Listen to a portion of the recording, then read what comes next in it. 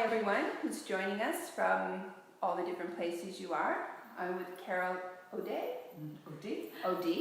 I'm with Carol O'D, and we're sitting here in beautiful Dublin, Ireland, and the sun is shining, which I can tell you happens only a few times a day, generally speaking. We're just going to give an extra minute so that we can get time for the people who want to join us to join in. And I'm going to just make sure I have all the logistics right here.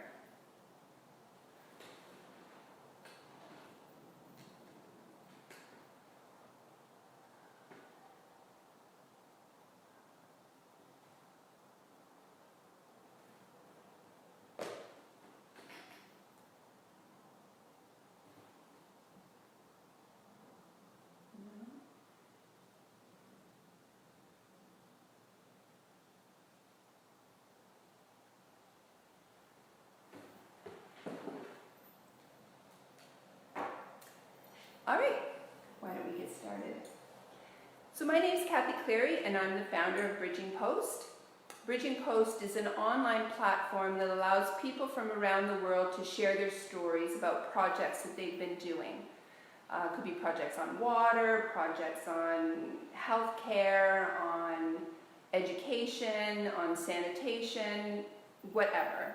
And our hope is that people will make connections. So if you're doing a project on water in Thailand, for example, and someone else is doing a project in water in Malawi, they might connect and figure out where their interests meet, if they can copy and not have to start from scratch, and also maybe if they can share resources. So that's our hope for Bridging Post. We would ask you please to share with your friends so that we can reach as many people as possible. And if you have questions, if you would please put them in the comment section. I'm on my own doing the technical part of this today, so I'm not going to be able to, we won't be able to answer questions as you ask them, unfortunately, but Carol and I will look at the questions after, and we will be sure to post the answers to the site and to the live feed. Also, if you're joining us and you're interested, we'd love for you to join us as a member on Patreon. You can find us at www.patreon.com/bridgingpost. Okay, so today we're talking with Carol O'D in Dublin, Ireland, and we're going to be talking about Carol's work in Africa, a little bit about her, and also talking about albinism and the challenges that people who have albinism face in their day-to-day lives, and some of the experiences that Carol's had, and I might add in a few that I've had, and then we'll see where we go from there. So Carol, why don't you tell us a little bit about yourself so we can get to know you? Okay, well firstly, welcome to Dublin. Thank you. I love it. We're delighted to have you. Carol O'D is my name, and we became involved surreptitiously, really, in Africa. We went on an elective in 2015. We went for a sabbatical. We took 6 months off work, both myself and my husband, and we took our 15-year-old youngest daughter with us. So we went to live in a village in Malawi on the lake, and it was an idyllic setting. We had a wonderful 6 months. My husband's a general practitioner, and he worked in a clinic. I worked as a teacher for the very first time, I might add, in a very deprived secondary school, and Molly worked for a youth project. So we were all kind of gainfully employed. But I think while we were there was one large family with albinism in the village, and that was how we kind of started to get involved. One day my husband ran a special clinic for him. He's a special interest in skin. And he said that when he came out the door, there was a very well-dressed guy there with albinism, which is very unusual in Malawi, with a briefcase, which is even more unusual. So he brought the guy in and thought, he's not here for a skin examination. His skin was perfect. And he turned out to be a man called Boniface Massa, who is an amazing man and a role model for every person with albinism.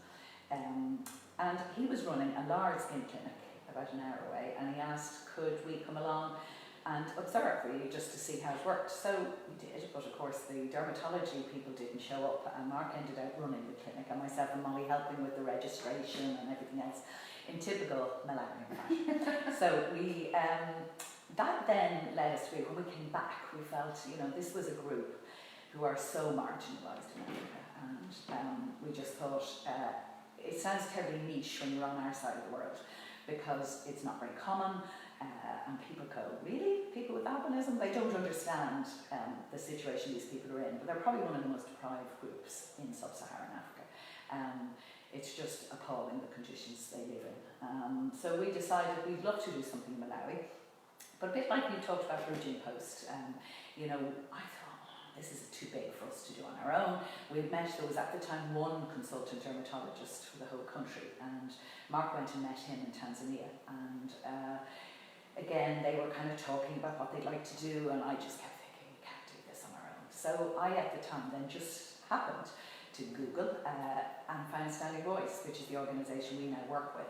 And they, at the time, had got some small amount of funding to expand to another African country, a programme they've been running in Tanzania for 6 years now. So it just was like all things in life. You know, it happened at the right time, and so we ended up deciding we'd partner with Standing Voice, and we tried to replicate their programme in Malawi. So we ended up going to Malawi, and we've ran the clinics twice a year now ever since.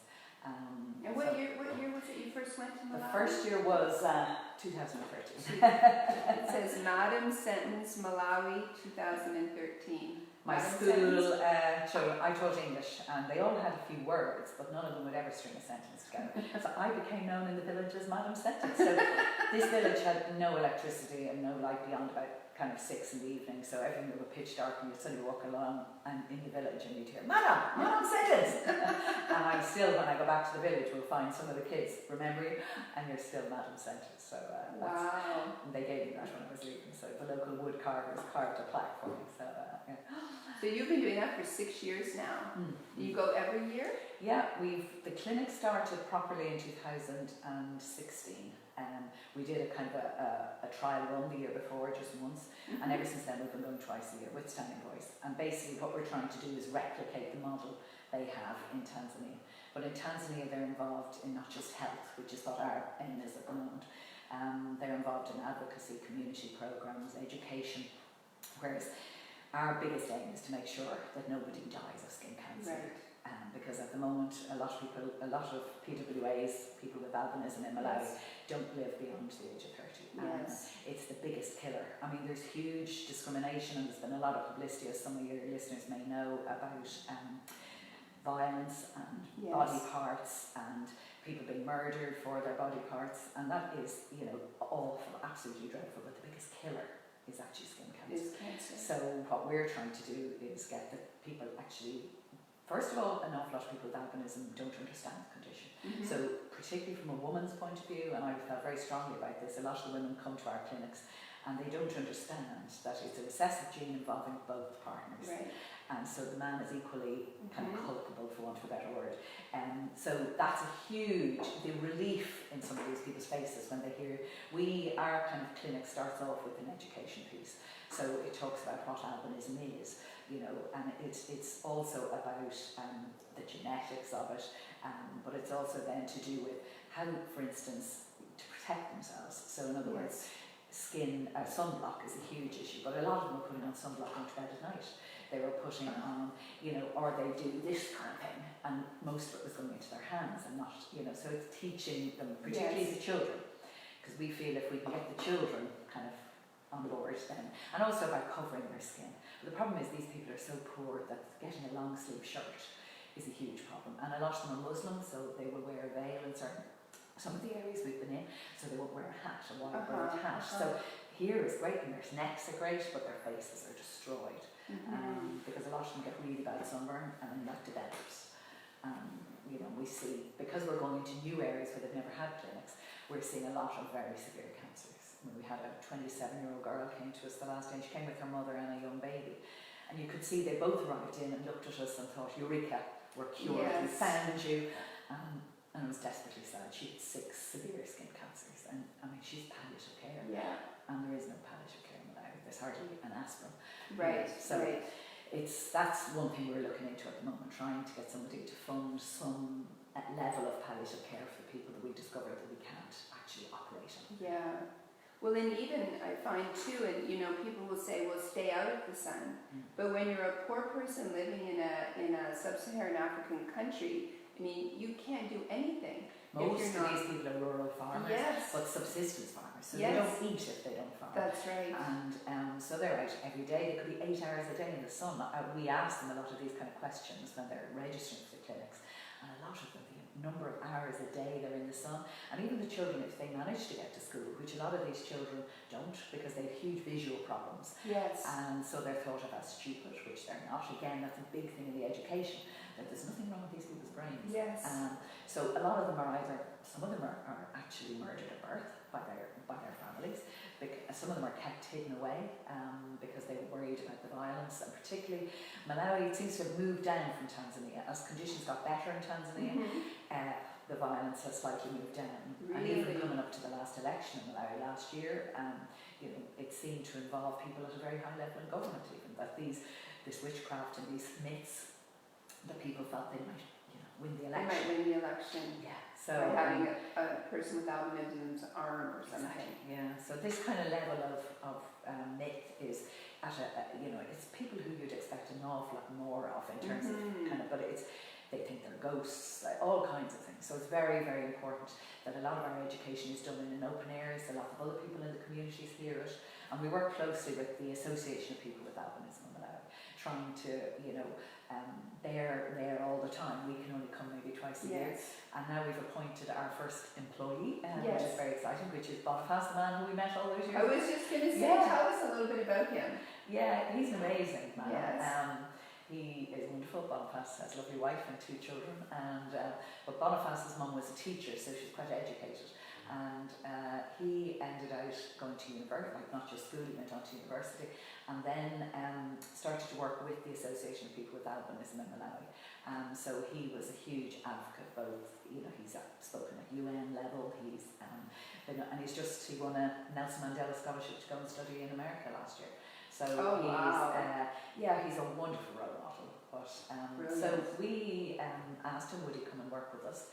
We got a grant to try and get somebody on board, because we felt, yourself, once you leave, the momentum it's 3 steps forward, 2 steps back each time. So having somebody there to advocate on our behalf, and also to keep looking at where we need to go next, because our idea is we seed clinics in one area, and hopefully we train people up that they can run it themselves, and then we move on. We hope ultimately to do ourselves out of a job.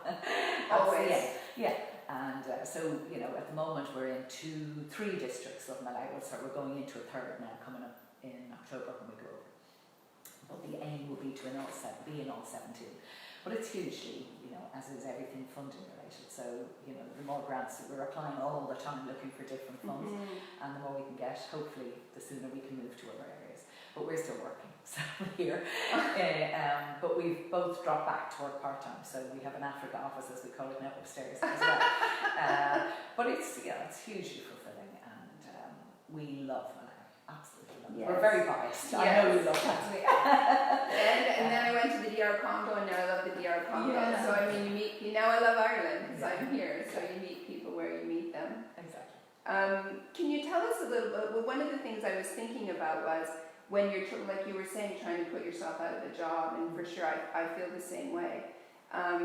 Oftentimes we go in and we set projects up and even do the training for people. But when you're working with really low income subsistence farmers, for example, people who are worrying each day where they're going to get enough food, the resources to maintain those kind of clinics, whether it's using cryogun to treat, is very difficult, right? So you can do the training, and then it feels like money's always needed. Do you find that in the work? There's a huge ongoing need, but I think we started off with the idea that we try to keep the budgets not low, but keep them as tight as we could. So we stay in the same accommodation as everybody else. We have very tight kind of allowances for people in terms of food, and we all got the same thing. So it's not as if the Europeans are treated any different to the Africans. And also, I think the whole idea is that our idea from the very beginning was that it had to be sustainable. Yeah. So our biggest problem, Malawi versus Tanzania, in Tanzania there is a skin hospital which trains dermatology officers. So there's quite a depth of dermatological knowledge around Tanzania. Whereas in Malawi, now we got some of the GP organisations here funded a training for a dermatology officer from Malawi to go. And in Malawi there's probably about 30 dermatology officers at this stage, but about half of them work now privately. Because the problem is they couldn't afford really to they wouldn't earn an income enough to support themselves. No. So these are our key, because I think we started off initially, we worked very much with Dr. Kelvin Maponda, who actually has stayed with us here, and he was the first dermatologist in Malawi. There's now 3, but one of them has now left for South Africa. So unfortunately, again, you're up against that hugely, that we don't have the skills there. So that's why we've concentrated now on these dermatology officers. And also, I mean, clinical officers in Malawi would have, I think it's 3 or 4 years training medically. A medical assistant would have 2 years training. But we've actually just come up with this, which is very exciting. It's a manual of best practice. So this was co-funded by Standing Voice and also the Pierre Fabre Foundation in France, with the idea that in areas that we can't get to initially, that at least now this manual, and it can go to all African countries, and they're translating it into French at the moment for French-speaking African countries. So it's basically a kind of an A to Z of how to run the clinics, knowledge about different lesions, but it's also things like follow-up, because what we're finding is, we find a skin cancer. Now, what we do is we run the clinics over the course of a week, so we'll go out to kind of community healthcare facilities for maybe 3 days. On the 4th day, we'll do one in the major hospital in the area, and then on the 5th day, the Friday, we will do a surgery day. So we'll refer each day any cases that we think could be, say, a lesion that could be excised by the likes of Mark, my husband, who is a general practitioner. He's not a surgeon, but he does a lot of that kind of work in his own practice. But obviously anything requiring plastic surgery on the face or bigger lesions, they're referred to the main hospital in one of the capital cities. But what we found is that this is very problematic, because skin just trying to get theatre space, trying to get pathology. I mean, at one point we were bringing home all the pathology in our bag. Hoping not to be arrested as we came through. For carrying skin. Because it's human tissue you're carrying places. But hopefully now we've got pathologists in Malawi doing that, and that's it. But every time we go, something else clicks and it moves on. But it's very important that that's followed through, and that these people are actually operated on, and it's trying to keep the momentum up for that while you're not there. That's why having somebody employed in country is fantastic. But but again, it's really difficult because these people have to travel, and then it's funding that, and it's funding their, kind of their family, maybe somebody to go with them, and they're nervous, they're afraid, they're, they don't like being out of their own villages where they're because they stand out so much. Oh my goodness, so much, right? Yeah, absolutely. So that's a problem in, do you want these? Just keep clicking.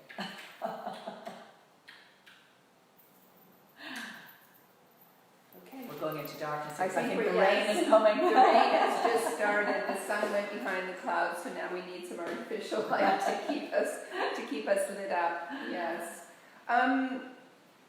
Wow, you guys are doing amazing work there. When you were saying you just got your first time there in 2013, it sounds like you've come a long way, and each time you go, it's a new step you find that you need. Well, it's been inspirational, and I advise anybody who's trying to get involved with something like this is to work with somebody like Standing Voice. I mean, Standing Voice was set up by a guy called Harry Freeland, and Harry was actually a filmmaker, and he produced a wonderful documentary, and through that he set up Standing Voice. And Harry came to Malawi with us for the first time last year, and it's wonderful when you're my age to actually work with people who are so young, enthusiastic, have such energy and commitment, and it's just wonderful. And kind of we as a family have virtually all kind of got some involvement in it at this stage. Sinead, one of my daughters, ran a half marathon with Standing Voice in London last year. Another daughter's actually training to be a GP, and she's coming out hopefully next year. My youngest daughter Molly obviously was out doing the skills workshops in Tanzania during the summer. So it's kind of taken over us. And has given us just a new lease of life. It's it's been wonderful. So I think we have gained so much more from it than we have given to it. You almost, I find anyway, talking to different people from doing work around the world, that's something you always hear. People will say, oh, the people that you go to work with are so lucky. And the truth is, we're the lucky ones because we're privileged to be able to go and work with people and have an opportunity to meet people and wonderful, warm, caring people who are so keen to help their own country, and we simply help to facilitate that. Right? We feel we're like catalysts, really. Yeah. We're just trying to kind of empower people to actually, hopefully, empower their lives themselves. Yeah. But we're kind of acting as a catalyst to get to that stage. And we're having a downpour here, so I'm Yes, just going to shut the door. Bear with us for one moment. Or you'll be hearing the rain coming in the window. Anyway. So you were saying that you were trying to imitate a little bit what Standing Voice is doing in Tanzania.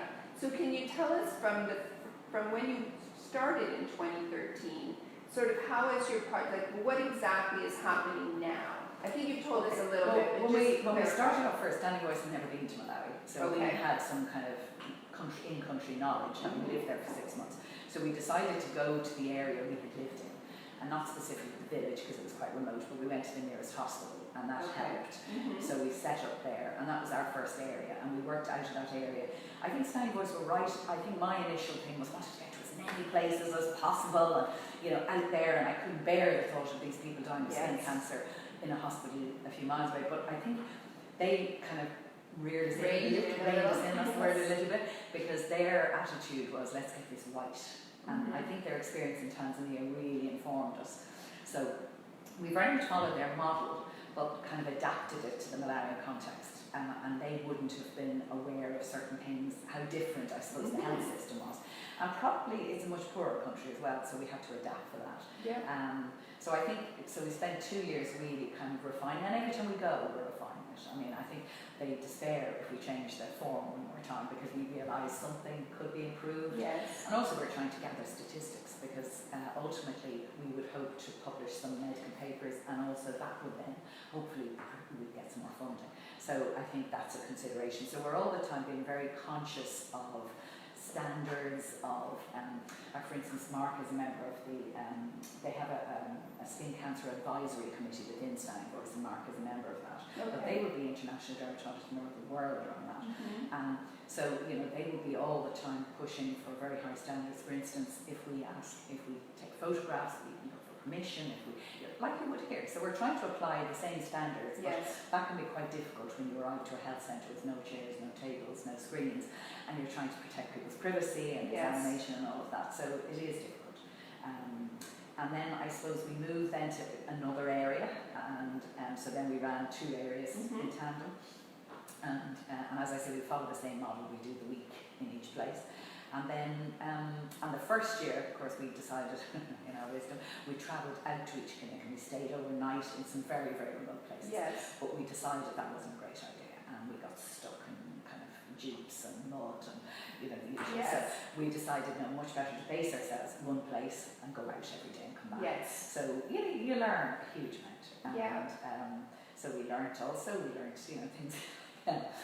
Malawian friends love a snack at some point in the day, and they're not used to working the hours that doctors say would work here. Yes. So there's this energy drop. Yeah. So I'm now well equipped with the snacks and the drinks. So you learn to work with people, but I have huge respect for the clinicians there, because they've not a huge amount of training, but yet they're so willing and so enthusiastic, and are so grateful for the opportunity to work in the clinics and to learn. And this time out we're actually doing some training workshops that we've had funded, so we're going to do some actual surgical workshops as well. So that our idea is the more people we can treat on that Friday, the better, because the logistics of getting them to and from the bigger hospitals in the capital cities, and also because of the group we're dealing with, it's not ideal. So that would be great, the more people we could train up to do more surgery. So that's where we're at the moment. We're moving to a new area in Dakota in October, so some of the team have to go back or go on to another country, but Mark and I are going on to Encoded Culture with some of the team, and so it'll be a completely new area, which is exciting. Yeah. And it's always lovely to go to a different area because, you know, it's new people, new ideas, and you learn. And it's a beautiful country. I'll do my tour spiel. Malawi. Malawi's a bit forgotten. Tanzania has old mountains and the game parks. And yes. Malawi doesn't have that, but they call it the warm heart of Africa, and it is. Warm, that's beautiful. Well, and the other thing I think that you were saying that I picked up on was how important it is to listen to the local people, because we can go in as foreigners and have all these, at least this is my experience, have all these ideas, but it's when I listen to my friends there, like for example our friend Alex Magaga, who both Carol and I know from Standing Voice. I mean, I've listened to Alex many times as he's explained how things work in Tanzania, what the difference was. Like, for example, I've also done health clinics there, and you know, in Canada everyone lines up, but in Tanzania that's not a custom. The custom is that everyone groups. So when you get to the clinic, there's 500 people just grouped together, and as Canadians we're, you know, a little bit frantic around that because we don't know who comes next. But you learn to understand the culture a little bit better, and to listen to, you know, the thoughts and ideas that the people that you're working with have. But also you learn to slow down a little bit, because I think some of these people come in from abroad and they land, they're kind of parachute in, and they're there for a week, and then they're gone. Yeah. And they come in and it's very, very hard. Pole is what yes, pole and slowly. And I think, you know, I always use the example, I taught in this school. It was about a 20-minute walk, but it was very hot when we were there. So you could be up to 40 degrees, and I would leave the house with a frozen bottle of water, and by the time I get there I would be lathered in sweat. The bottle would have melted like it was hot. Yes. And I of course was doing my usual marching along, and one day I was behind these two local women, and I suddenly thought, they're walking so much slower than I am. So I stood and kind of walked at their pace. I arrived at the school, not bathed in sweat, feeling far more relaxed, and I suddenly thought, you know what, we could learn that. Yes. So we say to each other when we're there, pole. We do that in Tanzania as well. So we talked a little bit about the challenges that people face with albinism. What would you like our viewers to know or to think about when they're thinking about what people who are living with albinism are dealing with? I would just like them to think of and treat them the way they would think of me or you. That there is essentially no difference. Their skin is a different colour, but they're no less intelligent. They have vision problems, but all of their problems are very easily corrected. This is such a sad thing. Yes. Because good glasses or good, you know, and good skincare. Yeah. And then you have Boniface, who is, you know, wonderful. Yes. And I think that's the saddest thing I see, is that they nearly believe some of the myths themselves at this stage. And they're so discriminated against and so marginalised in their communities. And even, I just want people to treat them exactly the same as anybody else. And that's the aim. But I think the problem is some of the big sores they get on their skin even kind of adds to the whole kind of vicious cycle. Because people look at them and think, oh, you know, it's contagious, it's, you know. And I think also because it's such a niche problem here. I mean, I don't think you know anybody with albinism, but there's, I think I've come across maybe 2 people here. But it was very interesting. I had a call from a girl, through my work with Standing Voice, a girl who was giving a talk in the university in Galway, which is in the west of Ireland, and she asked me would I come down and speak about what we did, so I did. But she gave a talk, and she told me she must have been in her early 20s, and it was a PhD she was doing, and she said it was the first time she'd ever spoken publicly about her condition. And but it was fascinating. She talked about, if you look at literature, you know, if you look at the Harry Potters, all the bad guys, and James Bond, for instance, they're all albinos. Right. And she said, I never had struck me before. Neither. But so it's not just in Africa. It is something that's subconsciously there. Yeah. And I think it's probably anybody who's different in any way. Of course.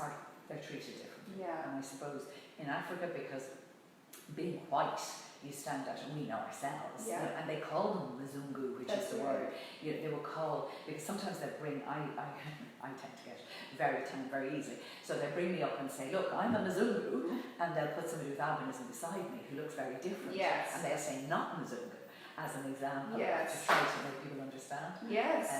So it's you know, A teaching. Yeah, a teaching moment. Yeah. Two things I just wanted to mention. If you're watching with us, please click share so that we can reach more people.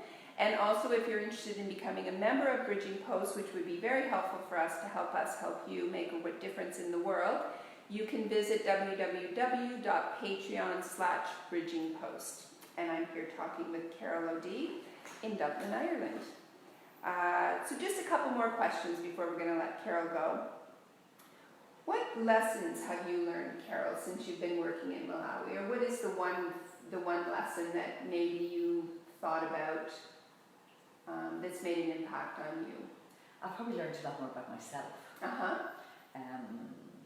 I've probably learned more patience, more coping, kind of, and also I suppose I learned when I come back, having been there, I realise how much we have, and not just materially, but in every way. We've a healthy family, we don't have issues like that to deal with. And I think when you look around the world and some of the issues that people are faced with, you think, you know, we're very lucky where we are here. And while, you know, I still love going out there, and I can visit spending more time there as the years go by, I still love coming home, and you appreciate home more too. But I suppose it also makes you more conscious of all the other marginalised groups around the world, because I think Standing Voice was set up to look at marginalised groups. Generally, it is concentrated in the last 6 years on albinism, but that is its primary aim, is to look at, you know, the human rights really of marginalised groups. Yeah. People we see as different, I guess. But I think sometimes you think you're going to learn all this, and you do, about other countries and things, but I think ultimately you learn a lot more about yourself. I think you're absolutely right.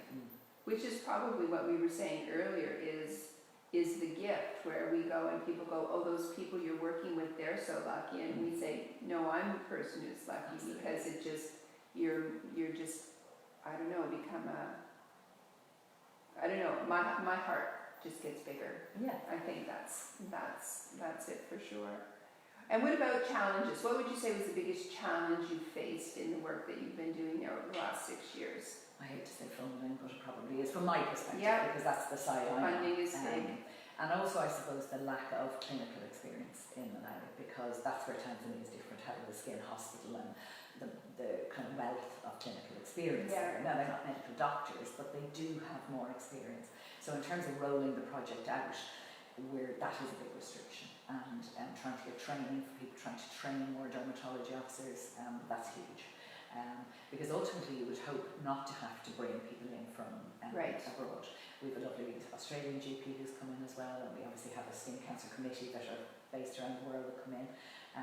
But it's ultimately we want it to be self-sufficient. We want it to be, and I mean that's our biggest aim when we're there, is to try and train people up to run the clinics. A trainer kind of model. Let's get the people, so that they can do the work. Yeah, but without the actual people, you know, the clinicians there, that's a big problem. But ultimately, funding. Yes, and I'm sure every single NGO would tell you. Absolutely. You know, everybody's competing for funds, and as I say, when you talk about albinism, people kind of go, really? Because it's hard enough to get funding for your local, homelessness is a big problem in Dublin, and it's hard enough to get funding for something on your doorstep. Yes. So when you're talking about Africa and then you're talking about albinism, people, until sometimes it takes some of the most gruesome photographs. Yes. And people then go, oh gosh. And when you actually talk to them and make them understand that 8 hours in the sun, imagine having no melanin in your skin and what that would do to you. And having no sunscreen, no hat, no way of and even then not really understanding your condition, which is something we all have the luxury of. Yeah. So no, no electricity, no Google, kind of. No, that's right. But I think from a medical point of view, I mean, Mark finds the work so fulfilling. It's a very different. Now he works in a deprived area in Dublin, so there are similarities. Yeah. And actually, it's very interesting. He's on a WhatsApp group with some of the dermatology officers in Malawi, and he recently had a coloured guy come into him in his clinic, that is quite unusual here, and could send pictures to the guys in Malawi, and they were immediately back to him with what they were thinking diagnosis-wise. So wow. it was a lovely kind of moment, really, because they would post lots and lots of stuff, and it's a really active group, and that's where I hope we can harness technology, and I love people who are tech savvy, which my age group isn't.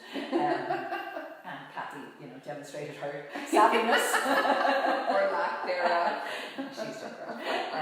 But no, so I love people like that to get involved, because I think that's the way forward. I think we'll be doing a lot of telemedicine and that kind of thing. Because the one thing I suppose you find in Tanzania too, in Malawi, everybody has a phone. Yes, everybody has a phone. They can be the kind of most basic kind of bricks, but everybody has a phone.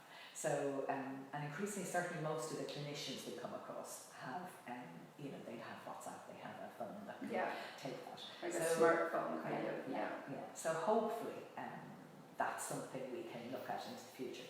But again, it's also like you'd love to have, kind of iPads for all the clinics and not be kind of drowning in paper. But again, all those things cost a huge amount to tailor a specific thing to that. But it is, a standing voice of great ambitions, and that's what I admire them so much for. I mean, they're always looking to the next thing and looking at what they can do. And so they've been inspirational for us to be involved with. Like, we're like the grandparents. But it's been great.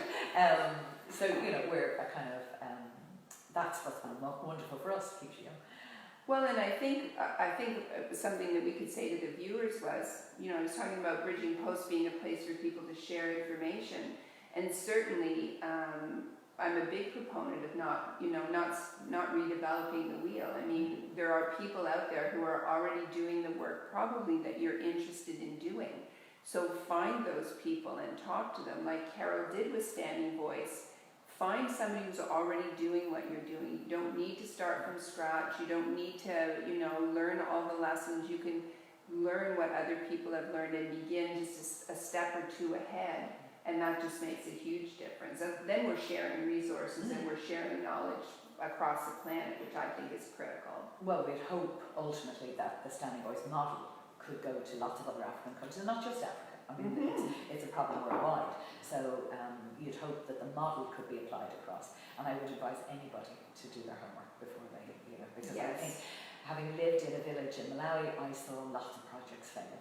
And I saw lots of, particularly some of the larger charities come through with their big jeeps and their big ambulances, and a huge amount of money spent on that kind of thing. But then, like some people, and not all people in these countries are, they can take people for a ride just as well as they can here. Oh, for sure. So, there were projects, and I felt sorry for people because they weren't there, and they, and you just saw, nothing happened when they weren't there, and it was really, really sad. But equally, I like when you're there, you want to be able to, like the school has no funding, you'd love to be able to support the school, all these things, and but you can't do everything. So I think also kind of in our sense we've kind of said, right, this is what we're going to do for the moment. And as I say, we're loving it. Okay, so to finish off, tell us what has your greatest joy done over the last 6 years, would you say? I think my greatest joy is when I sit in the waiting room and I see all these people sitting there, and that look of, particularly during the education sessions, you suddenly see the penny drops, and they make this huge realisation, and it's like a weight lifts off their shoulders. And I've been in tears watching them because it's such a beautiful moment. I suppose that's been some of my greatest moments of joy, probably done the clinics. For me. Lovely. Okay, well, thank you so much for being with us today. Thanks for coming to Dublin. Thanks to all of you for being with us. Again, if you're interested in supporting Bridging Post, please visit us at www.patreon.com/bridgingpost. Please share the live interview of Carol and I with your friends so that they can learn a little bit more about albinism. And we'll see you next time. Bye.